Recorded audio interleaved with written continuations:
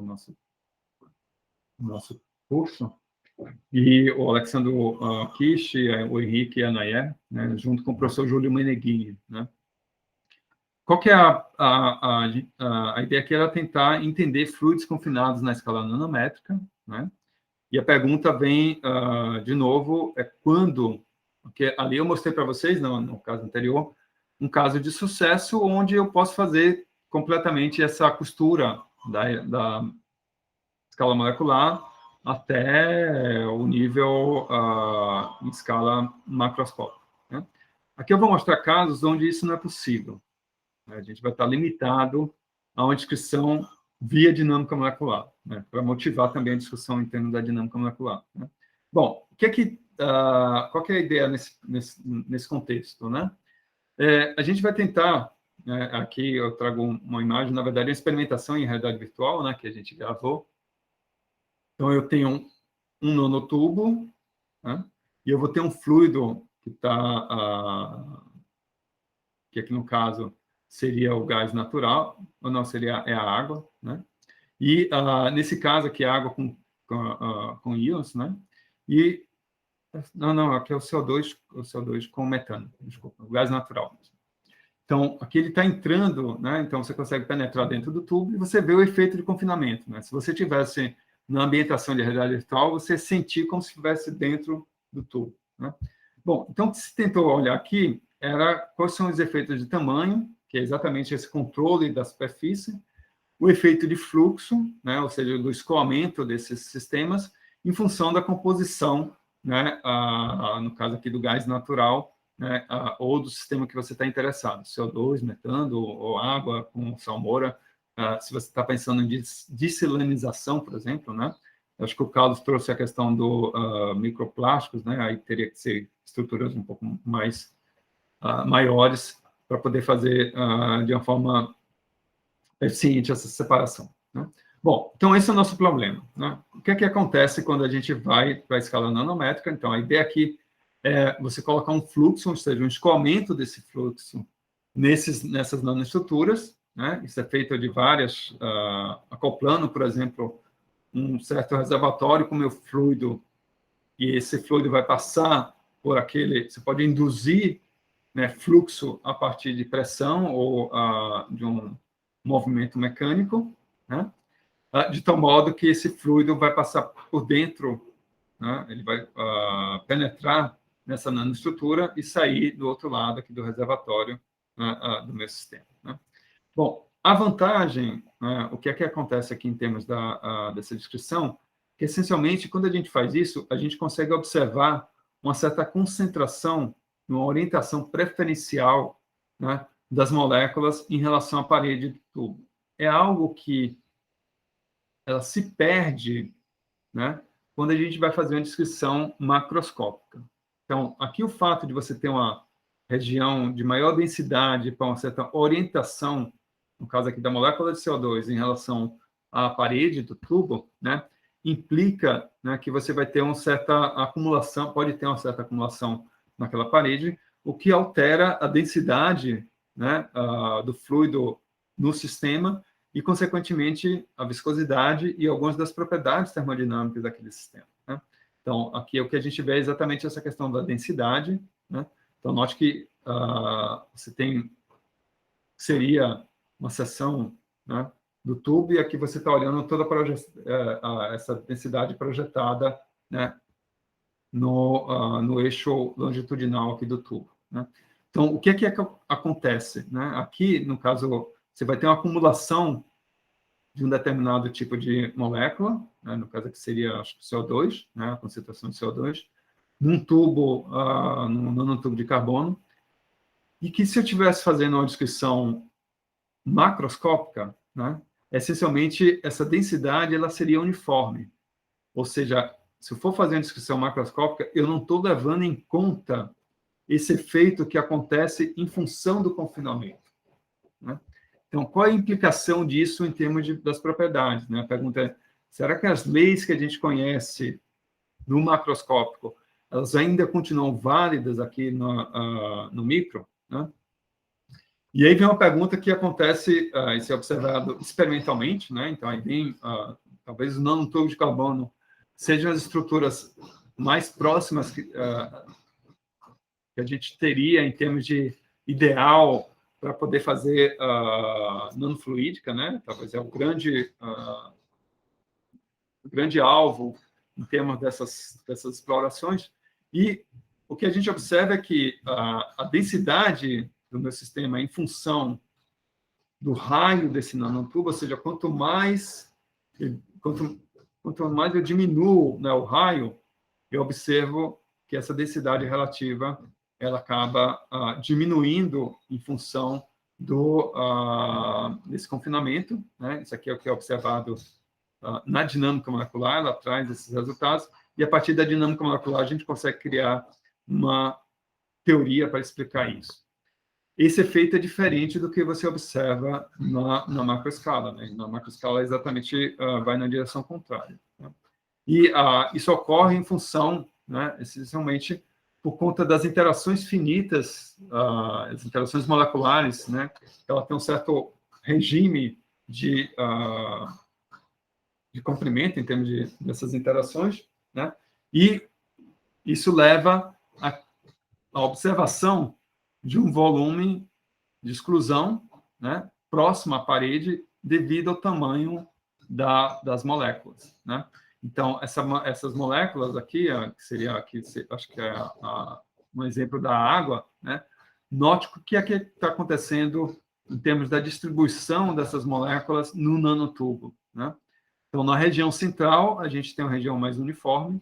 Quando a gente vai se aproximando ao longo da parede, né, você vai vendo a formação dessa acumulação, né? Portanto, você você tem uma diminuição da densidade relativa, né, devido a esse volume excludente que está ligado ao tamanho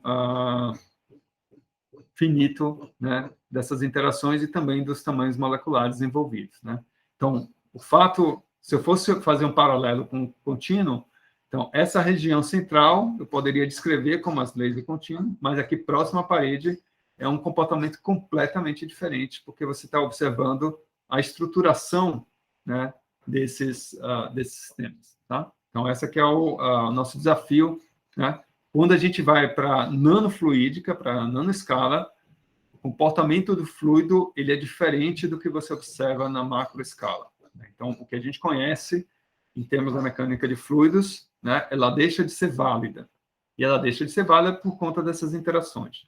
Não vão ser as mesmas, né, para todos os fluidos, então isso vai depender da natureza dessa interação, por isso cada caso é um caso, né? Então, você não consegue generalizar, né, de uma forma ainda, né, você não consegue generalizar, aí deixa aí para vocês fazerem a gente trabalhar em cima de um modelo que possa capturar essas várias efeitos, né, em termos de interações. Bom, qual é a consequência disso, né? Aqui eu posso acoplar essa mesma ideia da dinâmica molecular com o cálculo de primeiros princípios, né, que foi o que a gente fez, com um primeiro passo em termos de acoplamento multiescalar. E aqui tem a ver com até uma questão que o João trouxe, né? Como é que seria a resposta eletrônica se eu tenho um único fio aqui de moléculas de água passando por esse tubo, né? Então, a gente consegue ver como é que é a densidade das moléculas, né? Então, ela tem um certo espaçamento entre essas moléculas, são exatamente essas distâncias aqui, né? Isso percorrendo, né, o tubo ao longo dessa direção. E se eu for olhar para a resposta eletrônica, essencialmente a gente estaria vendo esse efeito, né? Então, para quem não está familiarizado com esse tipo de gráfico, né, ele está mostrando como é que seria os níveis eletrônicos, né, em função, né, de pontos especiais, né, que vai descrever a estrutura, né, eletrônica do meu material, mas o que importa aqui é a comparação entre o nanotubo bulk sem a água e o nanotubo com a água. Então, note que a curva praticamente cai em cima da outra, né? Então, ele está me dizendo que se eu for olhar do ponto de vista eletrônico, o fato de eu ter um fio de moléculas de água lá dentro, ela não vai alterar, né, as minhas propriedades eletrônicas do meu fluido. Bom, isso é um sinal, significa que eu vou ser cego, entre aspas, se eu tenho água ou não passando por aquele material. Né? Só que, se eu for colocar um íon naquele sistema, né, seja um sódio ou cloro, note que agora a gente já vai... Se eu tenho um lítio, o sódio ou cloro, você altera, né? Simplesmente você tem um shift dessas bandas, ou seja, você tem uma assinatura, né, que você está alterando a estrutura eletrônica do nanotubo quando você tem um tipo de íon passando por ele. Né? Note que a diferença entre o lítio e o sódio é muito pequena, a gente não conseguiria fazer essa distinção, mas nós conseguiríamos fazer a distinção entre o lítio, o sódio e o cloro. Né? O cloro ele tem uma clara, né, uma evidente diferença entre você ter água ou não, né, e se você tem um lítio ou sódio ou não. Né? Então, isso mostra esse acoplamento entre o fato de você ter um íon dentro do nanotubo, ele muda as propriedades eletrônicas do tubo. Então, a gente está fazendo aqui um processo que é um processo top-down. Né? Eu estou saindo de uma escala maior e indo para uma escala menor, né? Que seria uma descrição a nível eletrônico. Né? Isso tudo a ver com nanofluídica. Né? Então, estou passando aqui um fluido, que é a água com íons, né? Só que é um fluido muito especial, que ele está tão confinado que é essencialmente um único fio de moléculas que está passando por lá. Né? E você consegue fazer as propriedades de transporte, né? E dessa forma a gente consegue, seria um dispositivo que, em princípio, né, aqui não vou entrar em detalhes, porque precisaria estar explicando mais profundamente sobre a parte da estrutura eletrônica, mas a informação importante que a gente traz aqui é que a gente consegue verificar uma resposta no transporte eletrônico, ou seja, você modula o transporte eletrônico no nanotubo a partir do transporte dos íons dentro do nanotubo, ou seja, o escoamento que está acontecendo, né, a nível atômico, ele altera a resposta eletrônica daquele sistema. Né? Então, eu consigo usar esse dispositivo como, ou melhor, esse sistema como um dispositivo para saber distinguir, por exemplo, do sódio e lítio em relação ao cloro. Né? Essa é a mensagem que a gente traz. E mostra esse acoplamento, né, entre escalas, que vai simplesmente daquilo que eu já mostrei para vocês. Aqui a gente está fazendo acoplamento entre a parte atômica e a parte eletrônica, ou seja, eu conheço a estrutura eletrônica a partir do conhecimento, né, da parte atomística. Né? E aí você consegue explicar, né, várias propriedades de transporte, né, e distinguir o mecanismo do transporte de cátions, né, em relação ao mecanismo do transporte de íons. Né? Então, consegue distinguir entre o cloro e o lítio e o sódio. Né? Bom, tem um outro efeito que talvez pode não parecer tão evidente, mas a gente também tem um efeito na permeabilidade. Né? Da mesma forma que, quando a gente vai para o contínuo, né, eu trago informações para descrever e resolver as equações de Navier-Stokes, eu vou estar mexendo com a permeabilidade nesse tempo, então eu tenho um fluxo daquele fluido, né?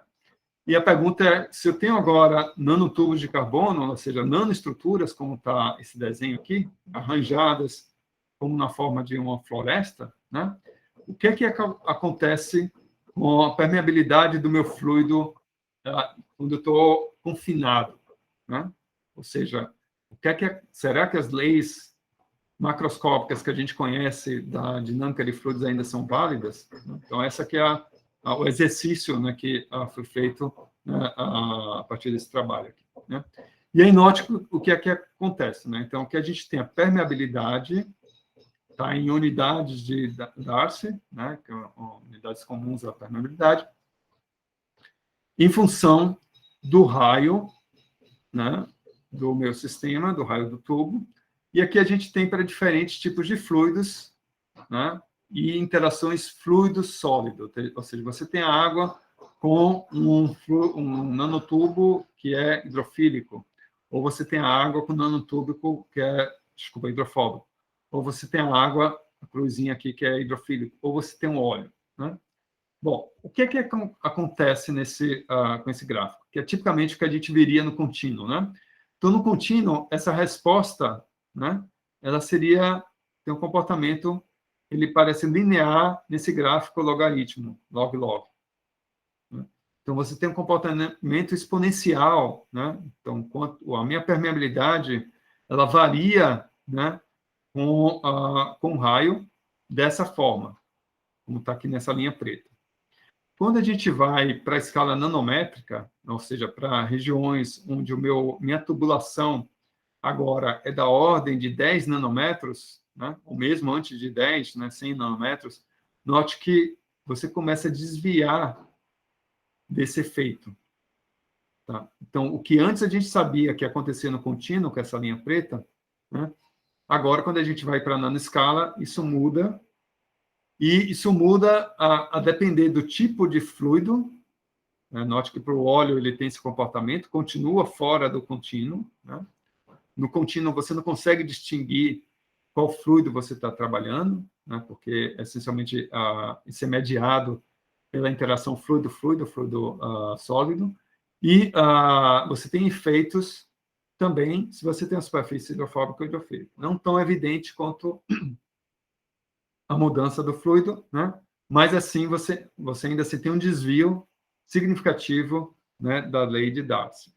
Bom, então quem controla essas interações são as interações parede, né, e o fluido, né? E ela tem um efeito nessa transporte no transporte do fluido, no escoamento, né, para diferentes permeabilidades. Então, de fato, quem vai estar dominando na escala nanométrica o escoamento vai ser essa interação parede com o fluido. Então, por isso que é importante a gente ir para uma descrição a nível de dinâmica molecular para ser capaz de capturar esse efeito em nanoescala, ou seja, em nanofluídica. Né? E se eu for olhar agora a a permeabilidade relativa em função da saturação de água, né, por diferentes tipos de sistemas, hidrofóbico ou hidrofílico, né, note que, de novo, né, a gente tem um efeito aqui em função do tipo de fluido. Então, se você está falando de saturação, significa que nesse ponto zero, essencialmente, você só tem óleo, né, e ao final aqui você vai ter apenas a água passando. Né? Então, essencialmente, você deslocou, né, o óleo completamente. Né? E aí note o comportamento, né, em termos dessa permeabilidade relativa, em função dessa saturação de água, ou seja, quanto de água está sendo injetada ali que está no sistema, né? E ela mostra esse desvio, né, em função de você estar confinado, né, para esse sistema. Então, o nanoporo, né, a permeabilidade do nanoporo, ele agora já não é mais independente do fluido, que é uma informação que normalmente a gente assume quando a gente está no macroscópio, no contínuo. Né? Então, isso aqui a gente já não pode mais assumir quando a gente estiver lidando com poros dessa ordem. Né? Bom, quando a gente vai falar de fluxo de gases, né, e aí você tem essa relação que é a permeabilidade, né, em função das velocidades. Então, foi feito um estudo dessa forma, né? Eu trago aqui um arranjo de partículas que são esféricas, né? Distribuídas randomicamente, né? E você vê o quanto que a velocidade do fluxo U, que é essa expressão aqui, note como é que ela deveria ser linear com esse gradiente de pressão. Então, aqui tem a viscosidade e você tem a permeabilidade do sistema, né? Então, se eu estou alterando o coeficiente angular nessa curva, um gráfico que é fluxo de velocidade, a velocidade do fluxo, né, esse U de S, com o gradiente de pressão, esse tema aqui, o meu coeficiente angular vai me dar essa relação entre permeabilidade e viscosidade. Né? Então, o comportamento que a gente nota aqui para diferente número de Reynolds, né, ou seja, a velocidade de injeção que eu estou aplicando no meu sistema, e para sistemas que são da ordem de 10 nanômetros, ou 100 nanômetros, ou 1000 nanômetros, né, a depender de como é que é a interação dessa parede com a rocha, eu ainda assim permaneço com comportamento linear, né, ou seja, a velocidade de fluxo ela continua sendo linear em relação ao gradiente de pressão. Então, para um fluxo de gás, né, significa que o que a gente conhece na escala nanométrica, ou melhor, no macroscópico, ainda assim é possível descrever, né, quando a gente estiver tratando de um fluxo que é um fluido de baixa densidade. Então, para altas densidades, como é o caso de um líquido, né, você tem um desvio do que a gente conhece do contínuo. Para baixa densidade, eu recupero, né, a lei de Darcy, que é esse comportamento linear entre o fluxo, a velocidade de fluxo, com o gradiente de pressão, e, portanto, independente de como é que é a interação da parede ou do tamanho do tubo, né, a gente tem sempre esse mesmo comportamento linear dentro desse regime de baixa densidade, né? Então, aqui é um caso interessante que a gente cai exatamente numa situação que, se você dilui, ou se você tem a densidade muito baixa, você cai num regime que você recupera o que a gente conhece no macroscópico, que seria natural, né? Você tem um sistema mais diluído, que tem a densidade, da densidade do gás, então você tem um fluxo com um fluxo de gás, né? E a parede, como essa interação com gás ela não é tão forte, né? Ela acaba sendo, o efeito dela não é tão importante assim, e o efeito de confinamento espacial também deixa de ser importante. Quando você vai para um outro lado, que agora você tem um líquido, né, nessa descrição, aí a coisa começa a ter um efeito, né? E aí a gente tem que tomar muito cuidado quando estiver fazendo esse tipo de situação. Aí eu vou trazer um problema que é exatamente quando esse fluido, esse fluxo de fluido, ele é mediado por essa parede e, por conta dessa mediação e confinamento, né, você tem um efeito extremamente relevante, né?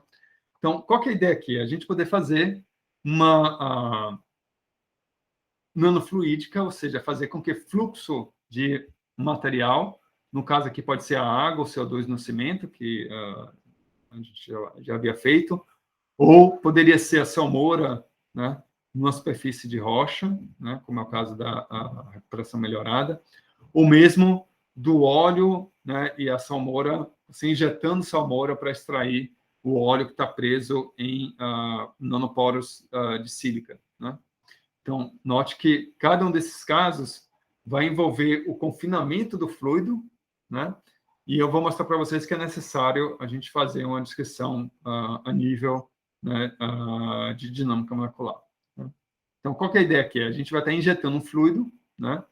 Seja no cimento, seja nesse nanoporo de rocha, que no caso é a sílica, e que, a partir disso, né, o comprimento ou melhor, o tamanho do tubo, o diâmetro do tubo, e como a forma do tubo, né, a superfície que ele tem, ele acaba afetando, né, esse regime.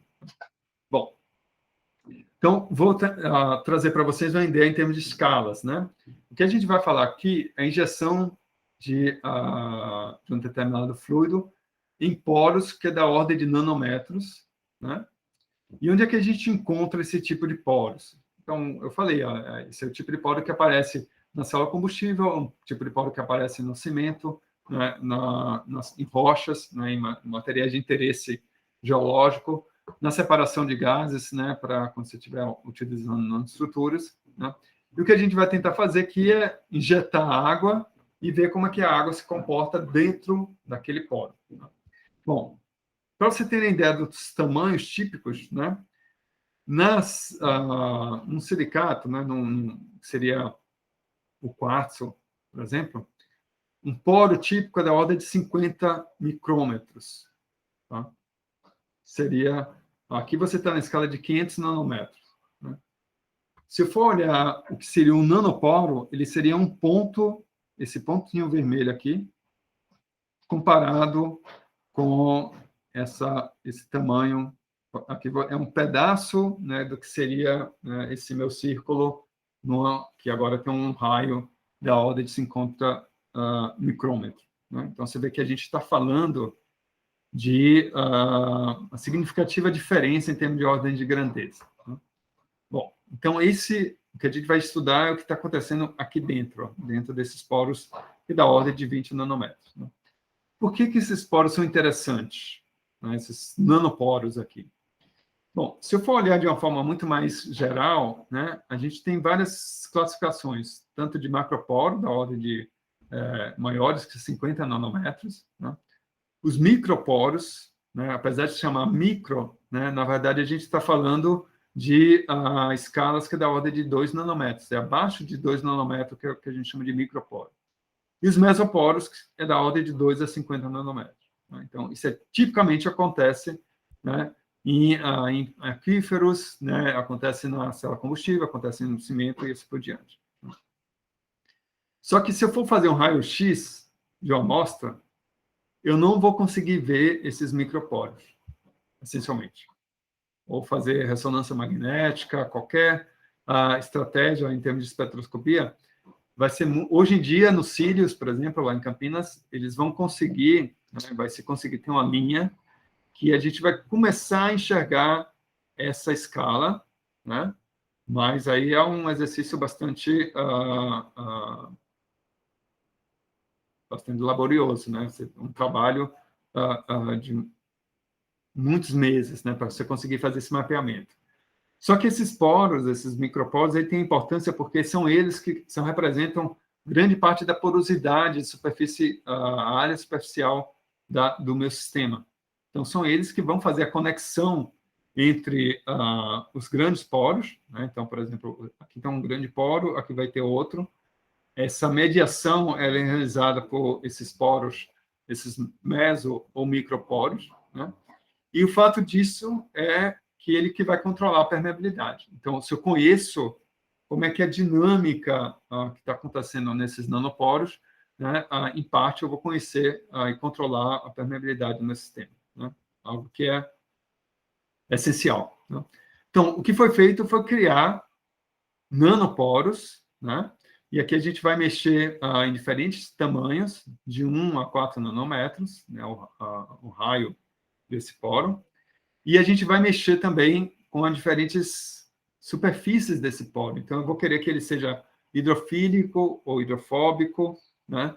E aqui a gente, computacionalmente, tem uma grande vantagem que você pode construir o poro com a superfície que você bem entender, né?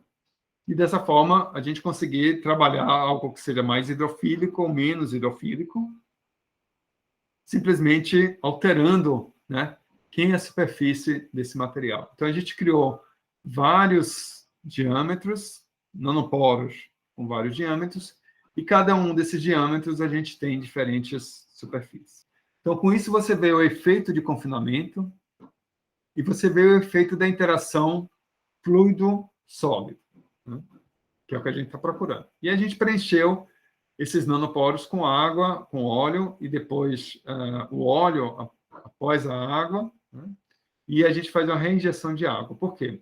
Assim você emula o que está acontecendo na natureza. Né? Quando você tem a formação do petróleo, aqueles poros estavam inicialmente ocupados por água e depois foram ocupados pelo óleo e assim permaneceram. Né? E depois você injeta a água para poder tirar aquele óleo. Então, a gente fez esse exercício, né? De estar injetando, primeiro preenchendo com água, né, e óleo, e depois fazendo essas injeções de acordo com as situações. Né? Bom, aí eu vou mostrar aqui um pequeno videozinho, que é um trabalho que foi feito com o James, né? Foi pós-doc no nosso grupo, e ele agora está trabalhando no CNPEM, na área de... então, aqui você tem um poro da ordem de 5 nanômetros, aqui a água e o óleo, né? Então, ele é preenchido inicialmente com a água. Então, note que aqui a gente está vendo sem a visão do poro, né? Só do fluido.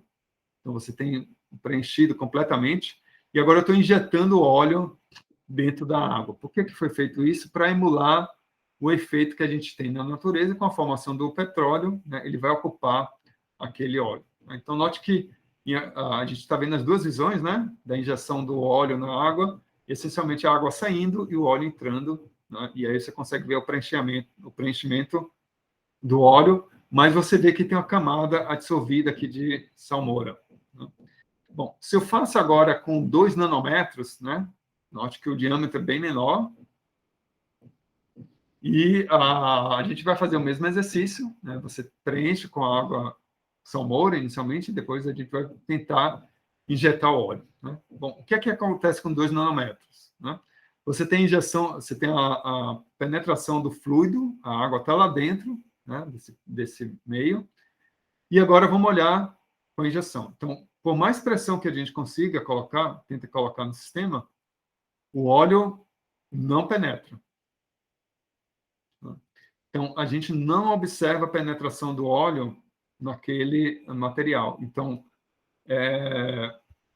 para o caso, né, de 2 nanômetros, né, a gente, por conta da pressão de capilaridade, né, devido ao efeito de tamanho da interação da salmoura com o nanoporo, essencialmente a gente não consegue observar essa introdução desse outro fluido naquele meio, né? Então, ele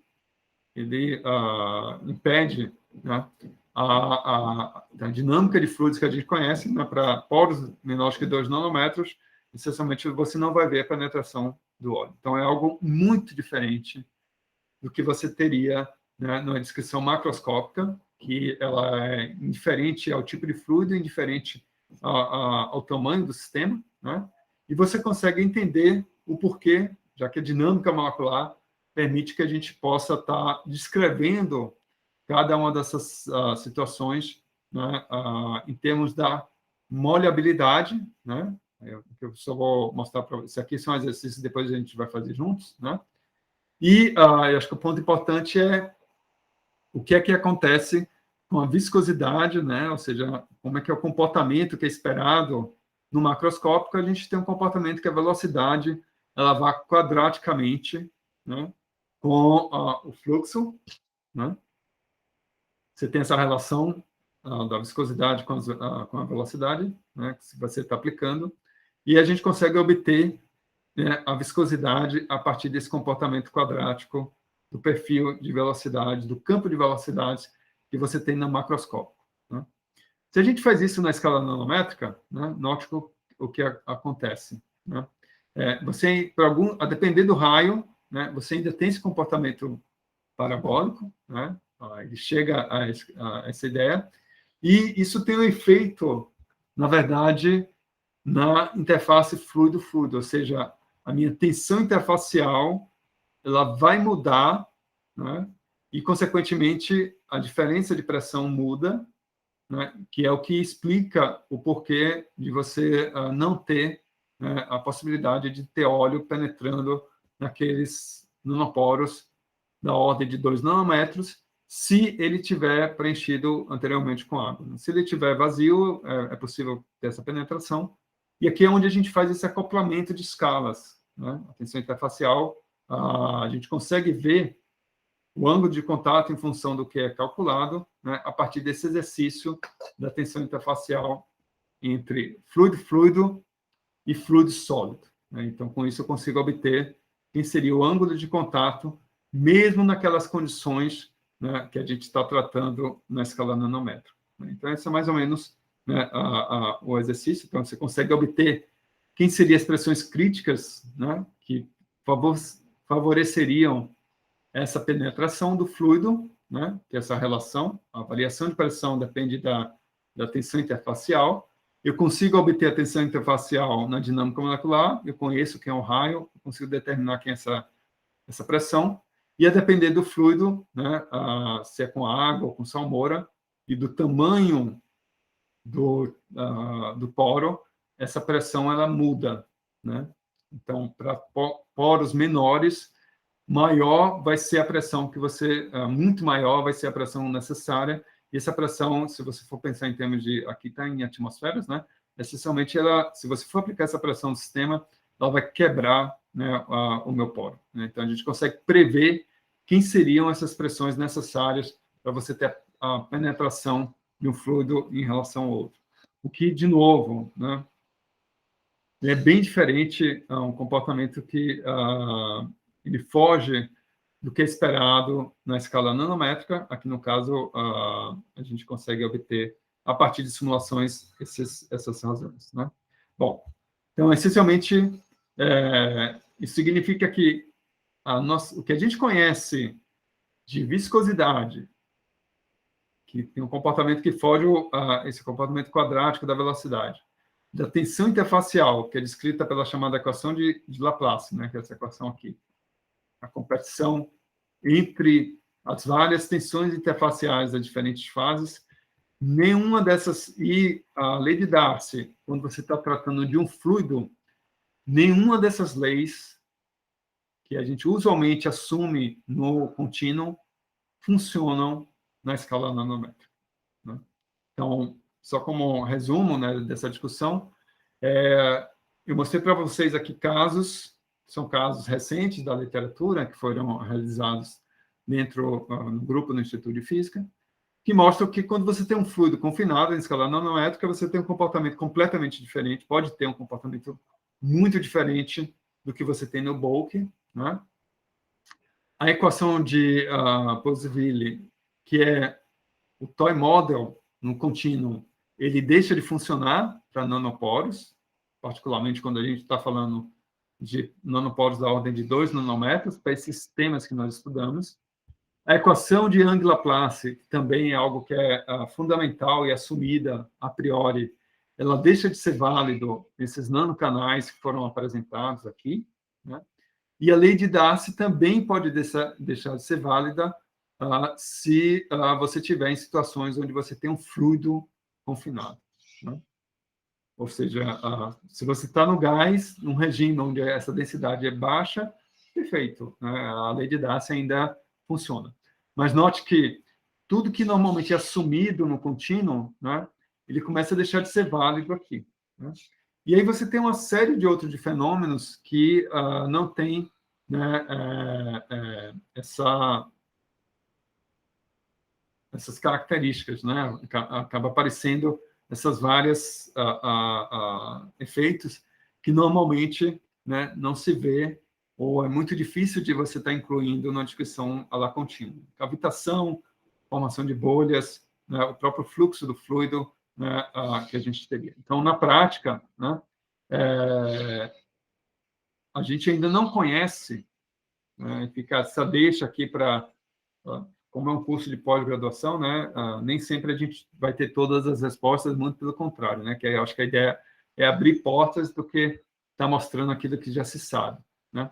Então, quando a gente estiver falando de nanoescala, né, significa que tanto a parte de reatividade, ou seja, reações químicas que vão estar acontecendo ao longo do processo do escoamento do meu fluido, né, bem como a teoria de controle, ou seja, você tem um controle do fluxo daquele material, isso não é possível, né, ainda a gente não tem, né, uma teoria para explicar completamente esses fenômenos. Né? Então, fica, né, é algo em aberto. Né?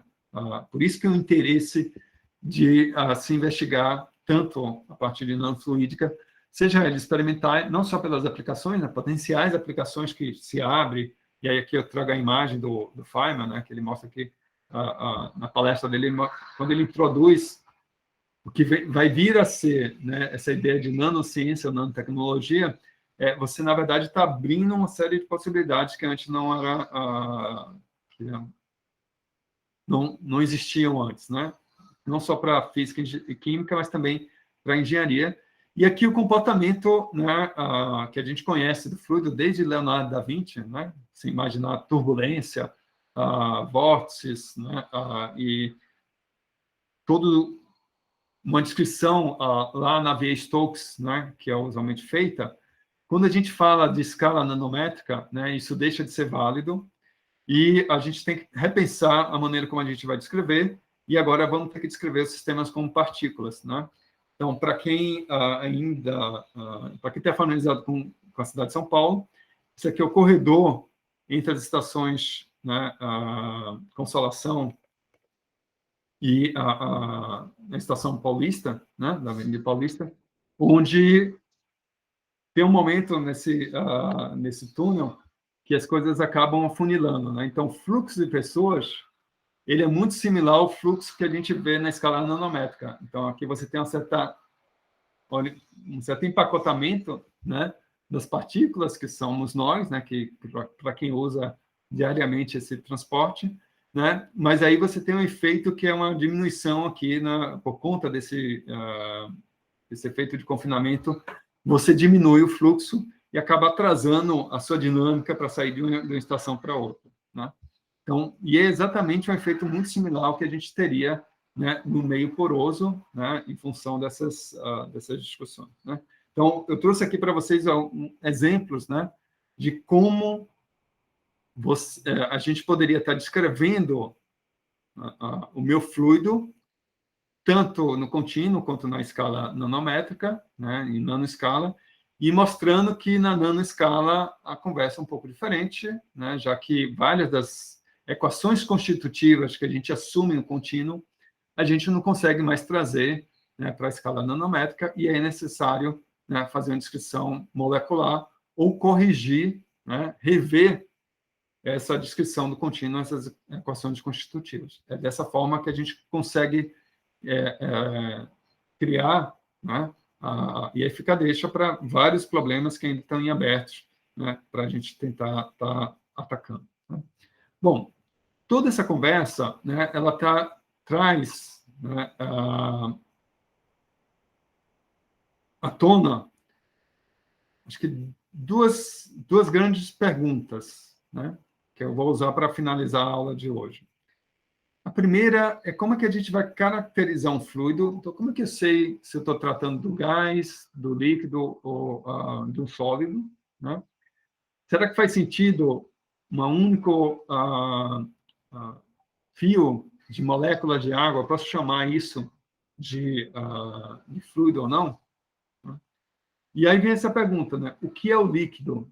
Né? Porque essa definição para a gente é importante, já que a gente está falando de escoamento, né? Esse é o título da disciplina, né? Quem a gente está escoando, né? O que é que está escoando nesse meio poroso? É um gás, é um fluido? O que é esse fluido? Ele está na fase líquida? O que ele é? Né? E aí é onde, rapidamente aqui para finalizar essa discussão hoje, eu vou trazer essas duas questões, né? Bom, a pergunta então é como é que eu posso agora fazer esse mapeamento, se eu quiser responder essa caracterização, né? Como é que eu vou fazer a conexão entre as propriedades macroscópicas e as propriedades microscópicas do sistema, tá? Isso vai ser respondido principalmente na próxima aula, né? A gente vai usar, né, o método de dinâmica molecular, e para isso a gente vai responder os fundamentos da dinâmica molecular, né? Então, essencialmente, a dinâmica molecular está baseada nas equações de Newton, né? A força é igual a massa vezes a aceleração, e de acordo com o princípio de Laplace, né? Que na verdade não é completamente satisfeito, né? Ele essencialmente informa que se eu conheço as posições, velocidades de todas as partículas no sistema, em princípio, eu consigo prever, né, de todas as moléculas do sistema, eu consigo prever o comportamento futuro daquele material, né, daquele sistema, e mesmo aqui traz aquela ideia mecanicista, né, por trás da formulação newtoniana, né? Só que o próprio Newton talvez não acreditasse no que, do ponto de vista dessa descrição determinística, né, completamente determinística do sistema. Entretanto, né, a gente sabe que, como a gente tem muitas moléculas, então, a priori, né, mesmo com o poder computacional que a gente dispõe hoje em dia, a gente não consegue estar fazendo a descrição completa a nível molecular, né, de um material real. Ou seja, se eu for usar o número Avogadro, né, de partículas, eu não tenho poder computacional suficiente para poder estar realizando esse cálculo, né? Então, quais são as alternativas, né, que é o que a gente vai vou estar usando para introduzir essa ideia de dinâmica molecular, né, esse método chamado dinâmica molecular, né? O primeiro, a gente poderia usar a teoria, que é conhecido na física estatística, né? Por exemplo, a própria equação PV igual a nRT, né, que é a equação do gás ideal, a equação que traz, né, o comportamento, né, universal para esses gases, é uma forma, né, então ela funciona para casos especiais, mas você está falando de casos onde são gases que não são interagentes, ele tem bastante diluída, a densidade é muito baixa, né, então, essencialmente, é um caso bastante particular, né, dessa situação. Você pode estar introduzindo interações, aí você tem aquelas chamadas correções de Van der Waals para a equação dos gases, né? Mas ainda assim é algo que a gente conhece, são casos muito particulares, né? Se eu for para o outro extremo, né, no caso dos sólidos, o que a gente tem hoje em dia é uma teoria que consegue explicar, né, o comportamento de sistemas cristalinos, ou seja, periódicos, né? Mas se você começa a desviar dessa periodicidade, né, você não consegue mais agora ter uma descrição completa daquele sistema, né? Então, de novo, você cai nesses casos especiais, né?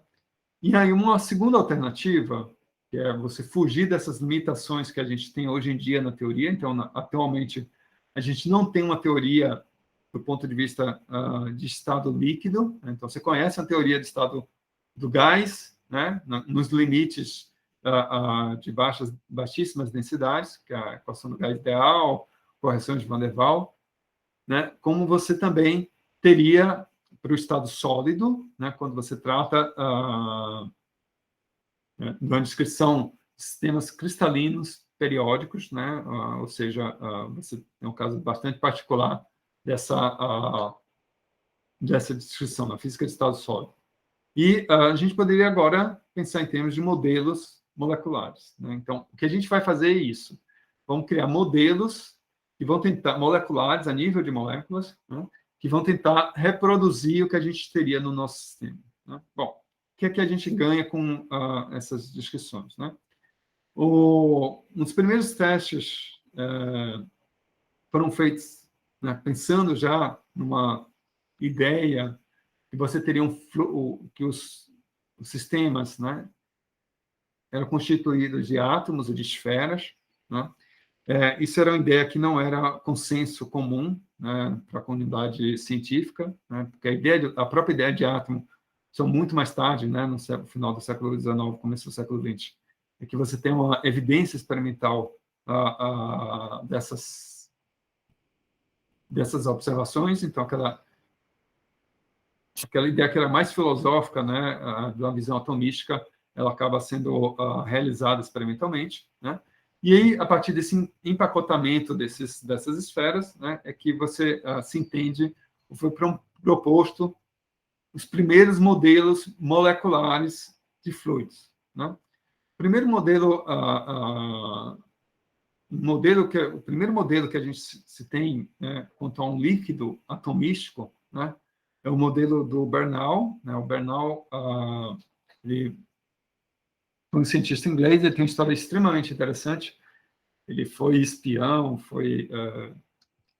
trabalhou no Partido Comunista Inglês, trabalhou a serviço da rainha, tudo que você imagina, é uma mistura de James Bond com Indiana Jones, com cientista, com Einstein, assim, o cara tem uma história muito, muito peculiar, vamos colocar assim. E ele foi orientador de pelo menos 2 prêmios Nobel. Ele não ganhou o prêmio Nobel, né, mas ele que introduziu, né, a ideia de você usar a cristalografia, né, para estudar proteínas e vários outros sistemas, né. Ele resolveu uma das primeiras proteínas, né, usando raio-x, né, que é um problema extremamente complexo. E ele também é famoso por ter introduzido, né, essa primeira ideia de um modelo de líquido, né, um primeiro modelo atômico de um líquido, né? E a forma que ele fez é algo bastante engraçado, né? Sempre gosto de trazer esse lado, que é um lado humano da ciência, né? Que ele montou aqui um modelo molecular, que seria de um fluido, né?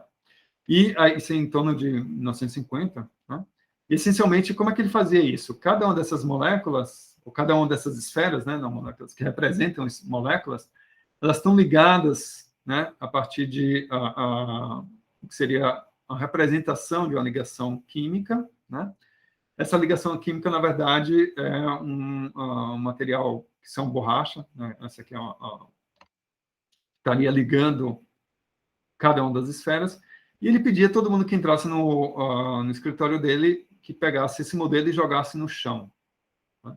E aí, com isso, as coisas iam se acomodando, né? Depois de um certo tempo, entrava outra pessoa, né? Ele pedia para estar mudando o modelo e a coisa vai se acomodando, né, ao longo do tempo. E a partir dessa informação, então, ele tirava uma informação estrutural, né, desse sistema, e aí ele mostrou que, de fato, essa ideia, né, lembra que ele era uma pessoa de cristalografia, né, então ele tinha informações do raio-x, né, você poderia até fazer o raio-x do líquido, uma pergunta, o que é que traz como informação da parte estrutural, né, desse sistema. Então, esse foi o primeiro modelo que foi proposto, né, e a gente pode ver aqui uma dinâmica, né, que seria de uma membrana, né, que é de interesse na parte para canais iônicos, né, que acontecem no corpo, e você tem a dinâmica da água, né, e um determinado sistema que vai estar interagindo com sítios particulares aqui dessa molécula. Então, com isso você consegue mapear ponto a ponto, né, o transporte de uma molécula a partir desse fluido, controlado para um meio poroso, né, no caso aqui é uma membrana, que é um canal iônico, né, e se consegue fazer um mapeamento a partir de raio-x, né, dessa dinâmica. Então, hoje em dia, isso aqui foi tirado de trabalho há um tempo atrás, mas eles conseguem resolver, né, a dinâmica de sistemas como canais iônicos, né, ou seja, na escala nanométrica, a nível molecular, né, desse acompanhamento, né, de uma molécula ao longo da dinâmica desse fluido ao longo desse processo, né? E aí vem como é que a gente agora consegue saber o que é um líquido, o que é um sólido, o que é um gás, né? Então, quando a gente faz a difração de raio-x, né, a transformada de Fourier da difração de raio-x é uma informação que é chamada distribuição radial de pares, né? Que essencialmente é a seguinte, essa função ela diz o seguinte: se eu estou centrado nesse átomo, né, e quero saber qual que é a distância relativa desse átomo para todos os demais no meu sistema. Então, eu vou contando para uma determinada distância quantos átomos tem próximo a ele. Tá? Aí depois eu vou mudar, né? Isso eu primeiro faço, uma certa variação, né? Depois eu vou mudar para esse outro átomo e fazer esse mesmo exercício. E com isso a gente vai construir uma função que é chamada de distribuição de pares, né? Uma distribuição radial, que ele tem essa característica, essa função em termos da distância, né? Essa distância aqui. Bom, que é essa distância? É a distância que é uma média quando você centra a posição em cada um dos átomos no sistema. Então, na dinâmica molecular, a gente consegue fazer isso muito facilmente, porque a gente conhece todas as posições de todos os átomos, né? Então, você consegue fazer a diferença de distâncias entre todos os sistemas, né? Se eu tenho um sistema que ele é um gás, né, o que é que vai acontecer? Próximo ao a minha molécula, né, eu vou ter uma certa acumulação, mas longe dela, essencialmente, você vai cair no gás ideal, né? Então, no fluido, esse vai ser mais ou menos esse efeito que a gente vai observar na distribuição radial de pares, né? Então, vou pegar um caso mais simples. Se eu tivesse um sistema completamente ordenado, em termos de átomos e moléculas, como é o caso de um sólido, um cristal, né? O que seria? Você teria um sistema que ele Sei lá, eu sou péssimo para desenhar aqui, mas entendam como... Vou colocar pontinhos, acho que vai ser mais fácil. Você tem pontos equidistantes, né?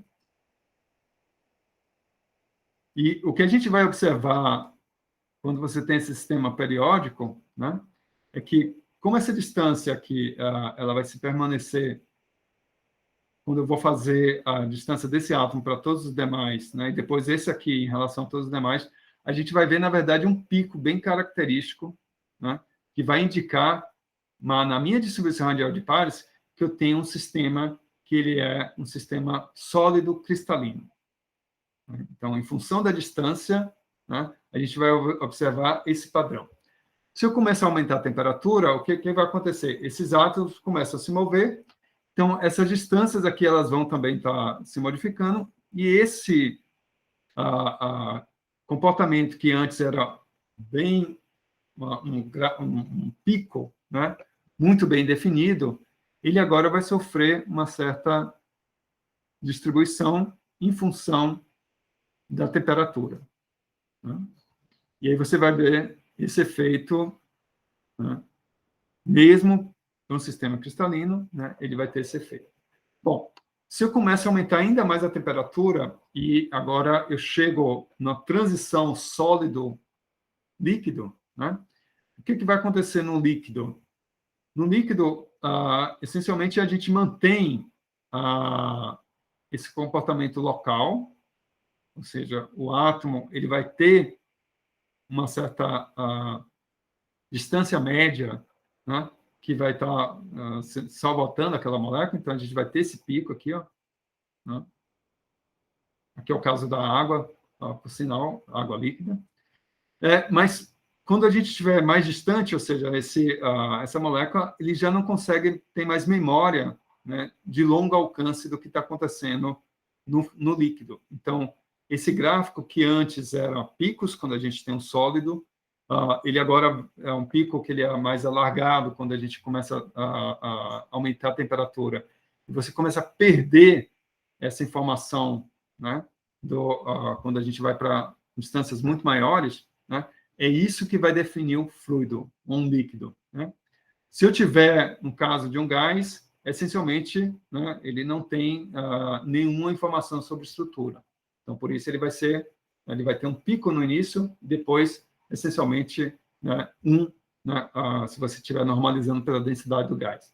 Se você tem um fluido, né, um líquido, você vai ter um comportamento local, próximo a essa distância, e depois você perde essa memória. E se você tem um sólido, né, você vai ter um comportamento muito bem definido desses sistemas. Então, essencialmente, essa informação a gente vai voltar quando a gente estiver discutindo sobre dinâmica molecular, mas essa é a forma que a gente vai usar para monitorar, do ponto de vista molecular, se você está num sólido, num líquido ou num gás, né? E isso muda conforme está na fase, na nanoscala, né, ou na escala, na macro, né? Então, essencialmente, vai ser dessa forma que, do ponto de vista molecular, a gente vai saber se o sistema está na fase líquida, sólida, né, cristalina ou amorfa, né, ou no gás. Tá?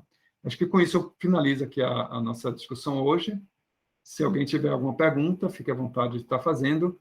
Eu só volto a realçar quanto à questão da máquina virtual, né? Dê uma olhada lá no e-disciplinas, né, que tem as instruções iniciais, e na próxima aula a gente vai fazer juntos essa